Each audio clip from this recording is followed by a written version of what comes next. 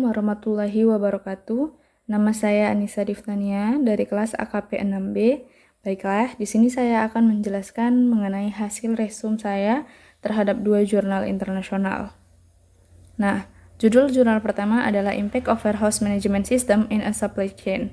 Dan yang kedua, Exploratory Study on Effectiveness of Audit Procedure Fraud Detection in Inventory and Warehouse Cycle, Evidence from Malaysia. Nah, resume dari artikel internasional yang pertama ini terdiri atas 3 bagian. Yang pertama, latar belakang, tinjauan literatur, dan kesimpulan. Nah, latar belakangnya adalah gudang adalah fasilitas dalam rantai pasokan untuk melakukan konsolidasi produk untuk mengurangi biaya transportasi, mencapai ekonomi skala dalam pembuatan atau dalam pembelian, atau berikan nilai tambah proses dan mempersingkat waktu respon. Pergudangan juga telah diakui sebagai salah satu operasi utama di mana perusahaan dapat memberikan layanan yang disesuaikan untuk pelanggan mereka dan mendapatkan keunggulan kompetitif. Ada berbagai jenis gudang. Yang pertama, gudang bahan baku, gudang barang dalam proses, gudang barang jadi, gudang distribusi, gudang pemenuhan, gudang lokal langsung ke permintaan pelanggan dan nilai tambah, gudang nilai layanan. Sistem manajemen gudang atau AMS terutama bertujuan untuk mengkontrol pergerakan dan penyimpanan material di dalamnya dan memproses transaksi terkait, termasuk pengiriman, penerimaan, penyimpanan, dan pengambilan. Sebuah gudang yang telah memiliki sistem akan sangat lebih efektif dibandingkan gudang perusahaan yang tidak memiliki sebuah sistem. Biasanya, sistem pergudangan ini menggunakan atau memanfaatkan pengambilan data berdasarkan informasi real time. Hal ini dapat dilihat menggunakan ID otomatis seperti menggunakan barcode, seluler komputer, LAN, dan berpotensi identifikasi frekuensi radio. Begitu data telah dikumpulkan, ada sinkronisasi batch dengan atau real-time transmisi kabel ke basis data pusat. Data kemudian dapat memberikan laporan berguna tentang status barang dalam gudang. Fungsi utama dari sistem kontrol gudang adalah untuk menerima informasi dari sistem host tingkat atas. Sebagian besar sering menjadi sistem manajemen gudang dan menerjemahkannya untuk operasi sehari-hari.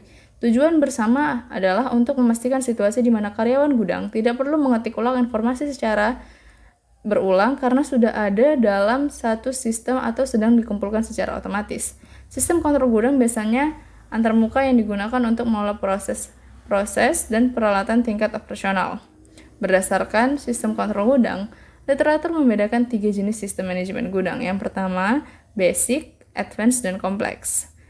Dari sistem basic ini hanya berfokus pada kontrol stok dan lokasi saja. Sedangkan untuk advance, dia lebih memberikan fungsionalitas yang lebih tinggi dibandingkan basic dan biasanya berfokus pada throughput, stok, dan analisis kapasitas. Dan yang terakhir kompleks atau tingkat yang lebih tinggi lagi atau dia lebih kompleks dibandingkan dengan jenis-jenis sistem kontrol gudang sebelumnya. Biasanya ada tambahan fungsionalitas yang diberikan oleh kompleks ini yaitu transportasi, pintu dermaga, dan perencanaan logistik nilai tambah yang membantu mengoptimalkan operasi gudang secara keseluruhan. Kemudian, tinjauan literatur. Pergudangan memakan waktu antara 2-5% dari biaya penjualan suatu perusahaan dan dengan lingkungan bisnis global yang sangat kompetitif saat ini, ditekankan pada return on asset dan karenanya meminimalkan biaya pergudangan telah menjadi masalah bisnis yang paling penting. Banyak perusahaan mengotomisasi fungsi pergudangan dasar mereka untuk mencapai peningkatan tingkat hasil atau perputaran persediaan yang diperlukan agar operasi pergudangan mereka lebih efektif dalam bidang biaya. Perlu untuk mengalokasikan sumber daya gudang secara efisien dan efektif untuk meningkatkan produktivitas dan mengurangi biaya operasi gudang. Salah satu area vital yang menentukan efisiensi gudang adalah penentuan lokasi penyimpanan yang tepat untuk ribuan produk potensial dalam gudang. Berbagai faktor yang mempengaruhi penugasan penyimpanan, seperti metode pengambilan pemesanan, ukuran, tata letak, sistem penyimpanan, sistem penanganan material, karakteristik produk, tren permintaan, tingkat turnover, dan persyaratan ruang telah dipelajari secara luas. Telah disarankan bahwa memiliki kebijakan penugasan penyimpanan yang tepat dan metode pengerutian yang tepat sehubungan dengan faktor-faktor di atas adalah solusi yang memungkinkan untuk meningkatkan efisiensi. Berbagai model pendukung keputusan algoritma, solusi juga telah ditetapkan untuk menyelesaikan masalah perencanaan operasi gudang. Implementasi sistem manajemen gudang akan selalu memberikan peningkatan yang dalam akurasi pengurangan biaya tenaga kerja jika tenaga kerja yang digunakan untuk memelihara sistem kurang dari tenaga kerja yang disimpan di lantai gudang dan kemampuannya lebih besar untuk melayani pelanggan dengan mengurangi waktu siklus. Implementasi sistem manajemen gudang juga mengarah pada pengurangan inventaris tapi juga dalam kapasitas penyimpanan yang lebih besar. Peningkatan keakuratan dan efisiensi proses penerimaan mungkin mengarah pada pengurangan tingkat persediaan pengamanan yang dibutuhkan, tetapi konsekuensi dari pengurangan ini akan sulit terlihat pada tingkat persediaan secara keseluruhan. Dan yang terakhir adalah bagian kesimpulan. Sebagai dampak dari varietas produk besar dan waktu respon pelanggan yang lebih pendek, akan ada penekanan yang lebih besar pada kemampuan organisasi untuk membangun operasi logistik yang lancar dan efisien.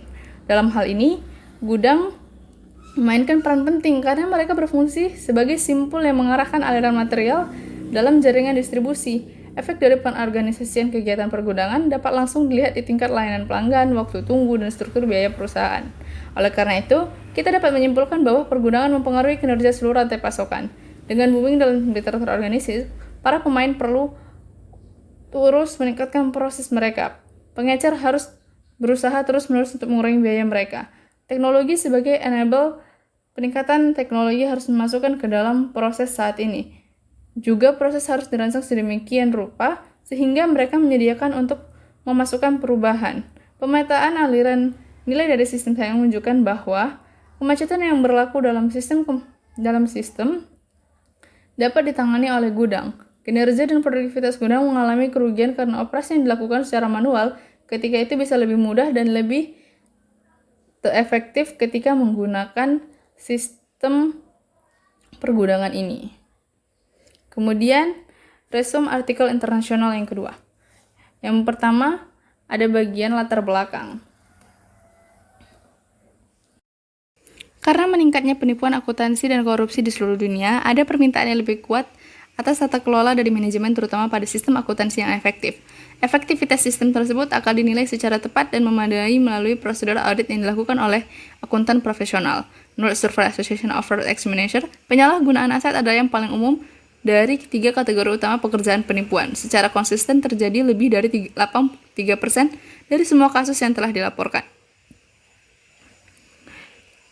Selanjutnya, berdasarkan pada skema penipuan tumpang tindih kombinasi penipuan yang paling umum adalah penyalahgunaan aset korupsi yang dilakukan bersama dalam 23,6% kasus dengan kerugian rata-rata 125.000 US dollar untuk penyalahgunaan dan 200.000 US dollar untuk korupsi. Area penipuan yang sering menjadi perhatian besar bagi auditor yang berkaitan dengan audit laporan keuangan adalah penyalahgunaan aset, khususnya pada inventaris dan siklus pergudangan.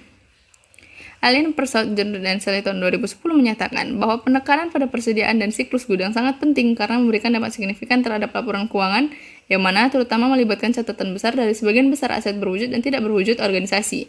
Sebagai tambahan, perusahaan cenderung memiliki beberapa lokasi inventaris dan gudang yang mengarah pada kompleksitas pengambilan kontrol stok fisik serta jumlah karyawan dengan akses ke manajemen inventaris dan berbagai kebijakan dan prosedur penilaian inventaris membuat inventaris terkena penipuan.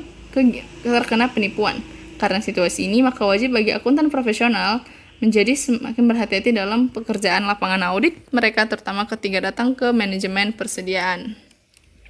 Selanjutnya, metode penelitian. Penelitian ini mengumpulkan informasi berdasarkan data primer dari auditor di Malaysia. Secara khusus, populasi target adalah di antara akuntan chartered yang disetujui oleh Institut Malaysia dan memiliki pengalaman beberapa tahun dalam audit. Penelitian ini akan menggunakan kuesioner yang dikelola sendiri dan juga diadopsi dari penelitian dilakukan oleh Ousso, Anas et al. Pada tahun 2002 dan Alien et al. Pada tahun 2010 di Barbados. Saat ini ada lebih dari 30.000 akuntan bersertifikat terdaftar di MIA dan diperkirakan 500 kuesioner akan didistribusikan ke charter akuntan di beberapa negara terutama di Penang, Perak, Kelantan, Pahang, Selangor, dan Johor. Auditor sedang diseleksi di antara para praktisi di antara perusahaan internasional di Malaysia, perusahaan mencegah dan kecil serta praktisi tunggal. Untuk memastikan itu, kami dapat mengumpulkan berbagai pengalaman dan pengetahuan auditor tentang audit deteksi kecurangan prosedur di Malaysia. Nah, untuk kesimpulannya, studi ini diadopsi terutama dari Ousu Anash et al. Tahun 2002 dan Alien et al. Tahun 2010 untuk mengeksplorasi pemahaman lebih lanjut tentang efektivitas prosedur audit, deteksi kecurangan dalam inventaris dan siklus pergudangan di Malaysia. Ini harus menyelidiki literatur tambahan, hasil studi dan kontribusi pengetahuan tentang deteksi penipuan dan audit yang dapat berguna untuk referensi di masa akan datang. Selain itu, penelitian ini harus memberikan wawasan kesadaran lebih lanjut pada auditor di Malaysia tentang penggunaan audit yang tepat, prosedur dalam mendeteksi kecurangan dalam penyalahgunaan area aset seperti inventaris dan pergudangan. Serta secara praktis, ini memastikan bahwa kepentingan pemegang saham dilindungi dengan baik dan reputasi akuntan profesional dan auditor dari harapan publik dapat lebih ditingkatkan dan dipertahankan dalam mencapai tujuan dan mendapatkan audit mereka. Selanjutnya, perbedaan dari jurnal yang pertama dan yang kedua yaitu dapat dilihat dari latar belakang jurnal, di mana jurnal yang pertama lebih fokus pada sistem yang digunakan untuk mengkontrol aktivitas pergudangan, sedangkan yang kedua terfokus pada penyalahgunaan yang terjadi dalam siklus persediaan dan pergudangan. Sekian yang dapat saya sampaikan, kurang lebihnya saya mohon maaf. Assalamualaikum warahmatullahi wabarakatuh.